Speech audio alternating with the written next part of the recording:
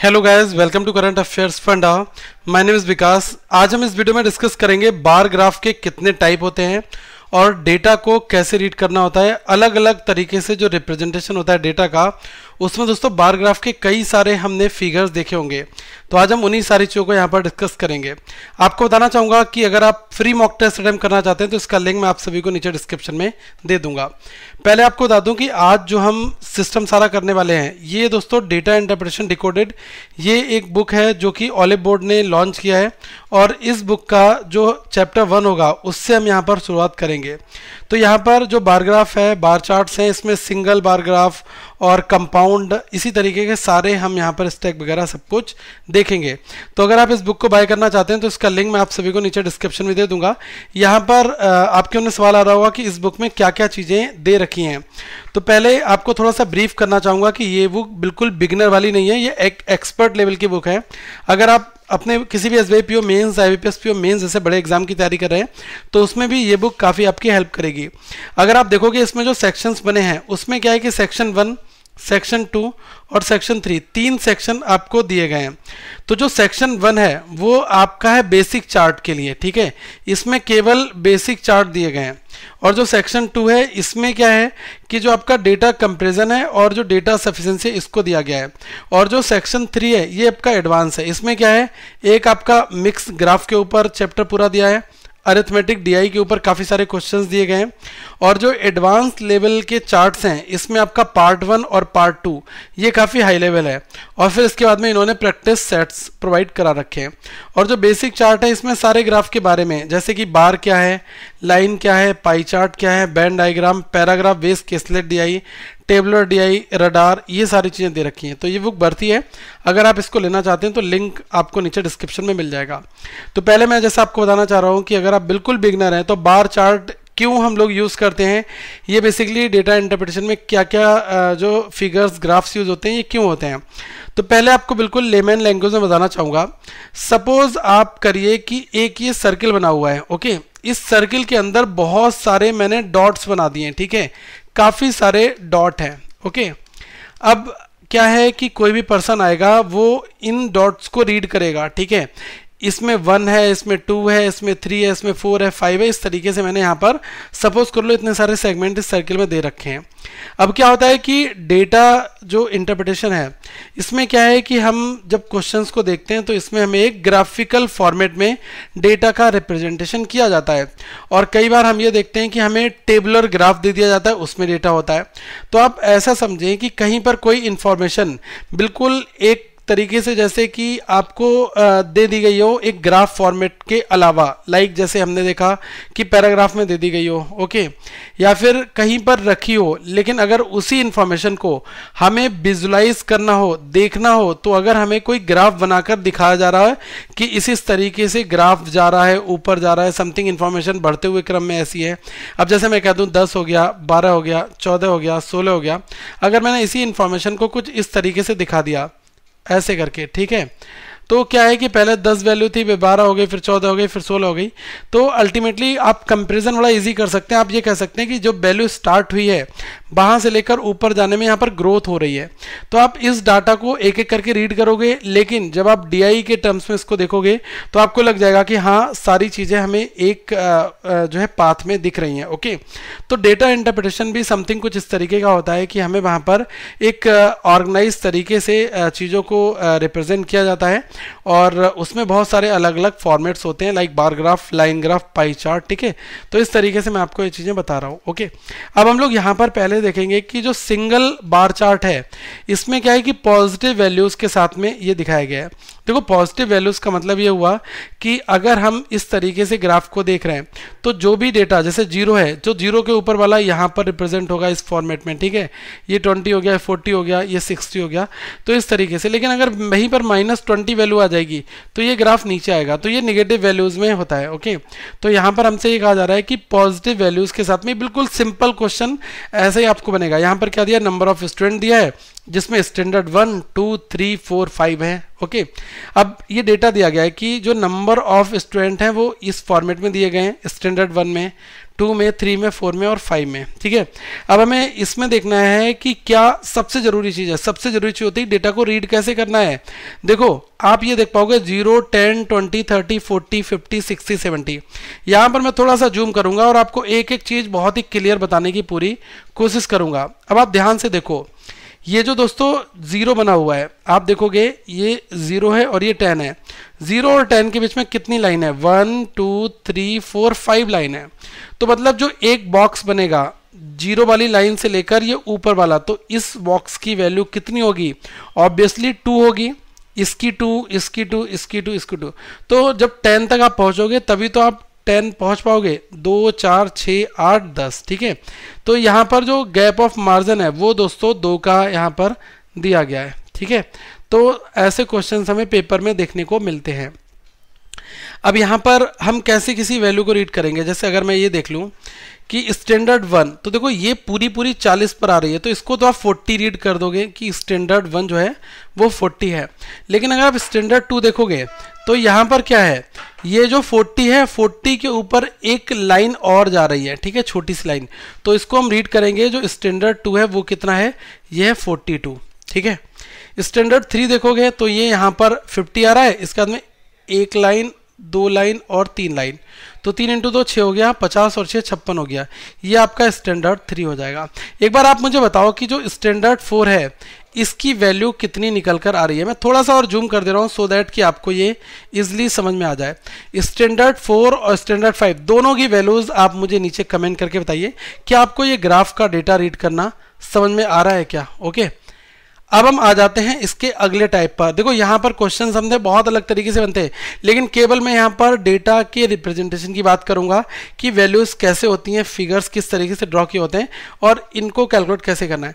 कई बार आपसे पूछ जाएगा कि यहाँ पर स्टैंडर्ड 1 और स्टैंडर्ड 3 के साथ रेशियो क्या है, व्हाट परसेंट मोर देन है दिस वन, स्टैंडर्ड 1 की तुलना में स्टैंडर्ड 3 की जो वैल्यू है वो कितने परसेंटेज अधिक है।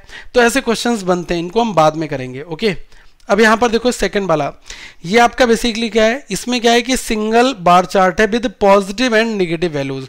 यहाँ पर क्या था, विद पॉजिटिव वैल्यूज। अब इसी के साथ में पॉजिटिव एंड निगेटिव वैल्यूज वाला ग्राफ जो है वो यहाँ पर मैं आपको बता रहा हूँ, पॉजिटिव और निगेटिव वाली वैल्यूज का ग्राफ ये है। अब आप यहाँ पर देखना ध्यान से, इसमें क्या है कि मैंने आपको बताया था कि ये वाली वैल्यू आपकी हो गई 0 की, इसके नीचे -1, -2, -3, -4 सेम चलेगा। ये ग्राफ आपका माइनस में जाएगा, ये ग्राफ आपका पॉजिटिव में जा रहा है, तो इसमें कोई भी चीज़ कंफ्यूज नहीं आपको करने वाली है। ओके, तो ये आप यहाँ पर देख सकते हैं। अब जैसे यहाँ पर आप देख लो, कंपनी ए, कंपनी बी, कंपनी सी, कंपनी डी, कंपनी एफ। तो अगर मैं देखूँ, ये तो कंपनी ए हो गई, ये कंपनी बी हो गई, ये कंपनी सी, ठीक है, कंपनी डी ये हो गई, कंपनी ई ये वाली हो गई और एफ ये वाली हो गई। और यहाँ पर हम इसलिए ये भी समझ पा रहे हैं कि जो प्रॉफिट है वो तो आपकी पॉजिटिव वैल्यूज होंगी और जो लॉस होगा वो आपकी निगेटिव वैल्यूज होंगी। ठीक है, तो जैसे मैंने आपको इस ग्राफ में ही बताया था कि ये अल्टीमेटली एक सिंगल बार चार्ट है जिसमें पॉजिटिव और निगेटिव दोनों वैल्यूज दी गई हैं।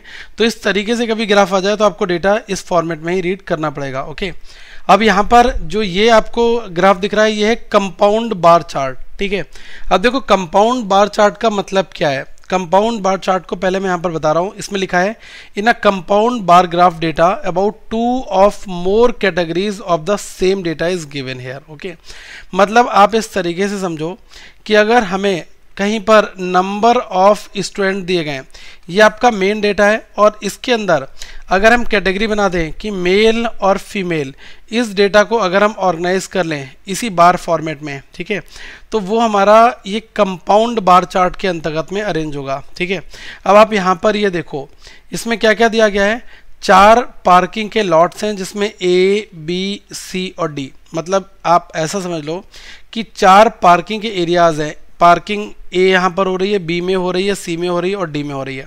अब पार्किंग ए के अंदर 2 व्हीलर भी हो रहे हैं और 4 व्हीलर भी हो रहे हैं।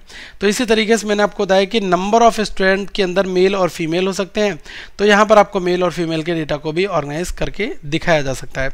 तो ये आपका कंपाउंड बार चार्ट होता है। अब इसमें क्या है, कई बार हमारे क्वेश्चंस बनते हैं, तो डेटा को रीड आपको कैसे करना है। अगर हम हमसे पूछ लें कि जो पार्किंग लॉट है, पार्किंग लॉट बी के अंदर जो टू व्हीलर और फोर व्हीलर के बीच में डिफरेंस कितना है।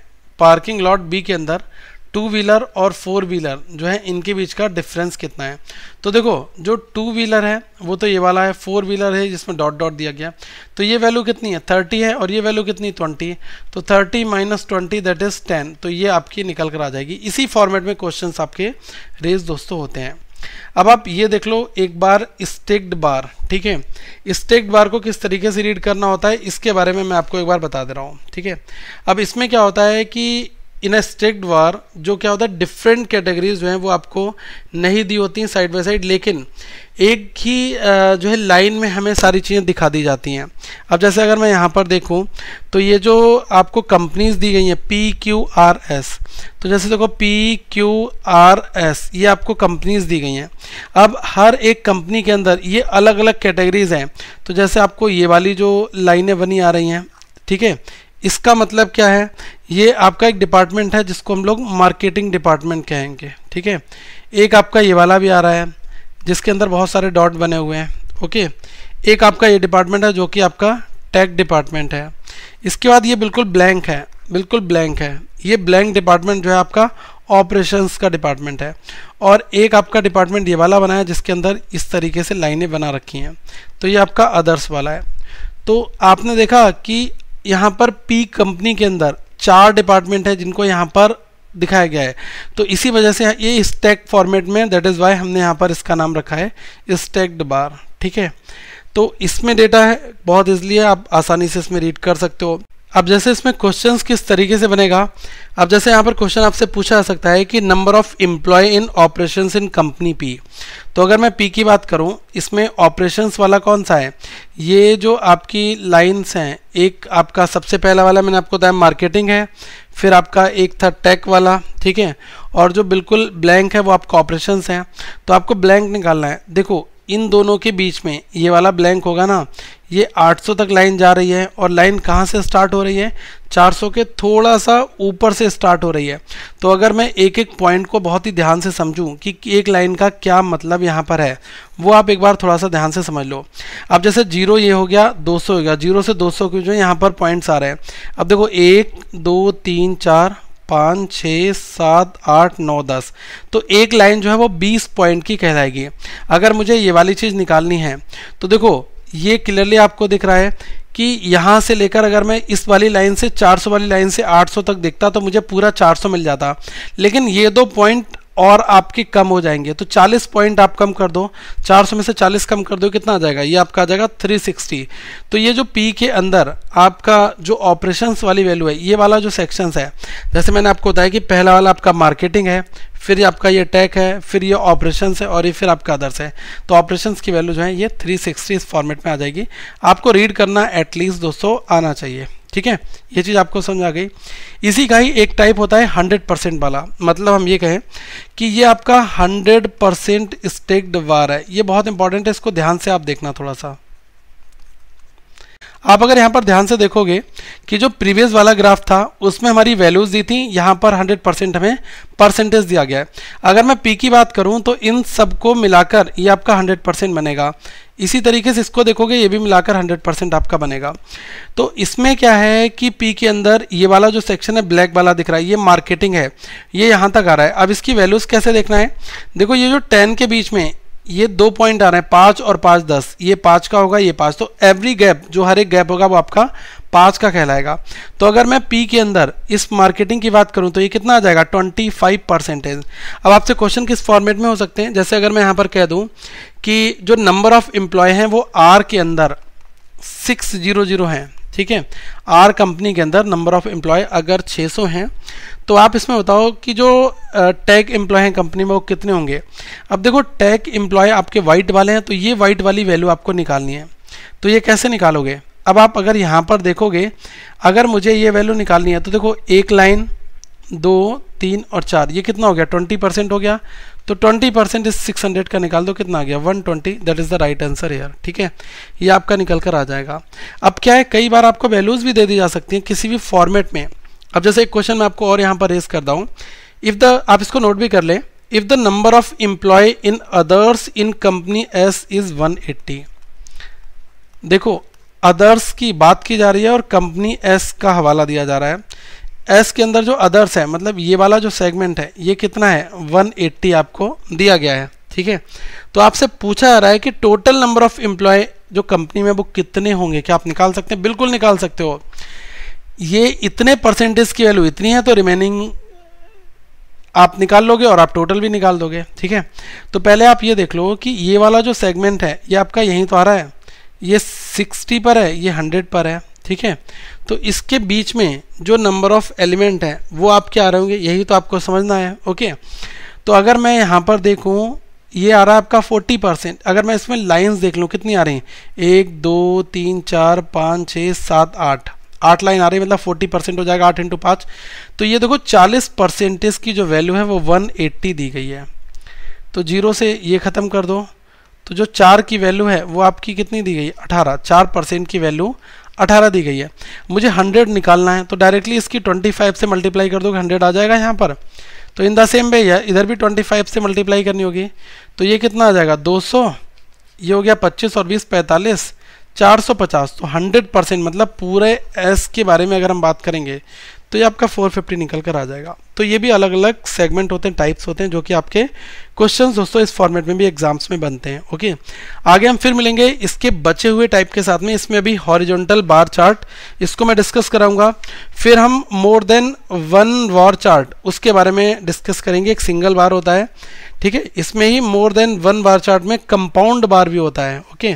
तो ये दोनों सेगमेंट अभी हम आगे डिस्कस करेंगे। फिर हम कुछ क्वेश्चंस भी सॉल्व वाले बनाएंगे जो कि इसी बुक से होंगे। तो अगर आप इस बुक को बाय करना चाहते हैं तो इसका लिंक आपको नीचे डिस्क्रिप्शन में मिल जाएगा। और SBI हो IBPS हो, हर एक एग्जाम के लिए दोस्तों एक फ्री मॉक टेस्ट अवेलेबल है, तो आप इसको जरूर बनाएं। ऑलिव बोर्ड के मॉक टेस्ट का लिंक मैं आपको सभी को नीचे दिया गया है, और जो मॉक है वो काफ़ी स्टैंडर्ड है, तो आपको बनाते हुए भी काफ़ी मजा आएगा। तो आगे हम फिर मिलेंगे। So thank you, have a good day to all of you once again. और आप हमें टेलीग्राम पर जरूर फॉलो कर लें ताकि आपको सारी चीज़ें एक एक करके मिलते जाएं, और इस चैनल को अभी सब्सक्राइब कर लें और इस वीडियो को आगे फॉरवर्ड जरूर करें।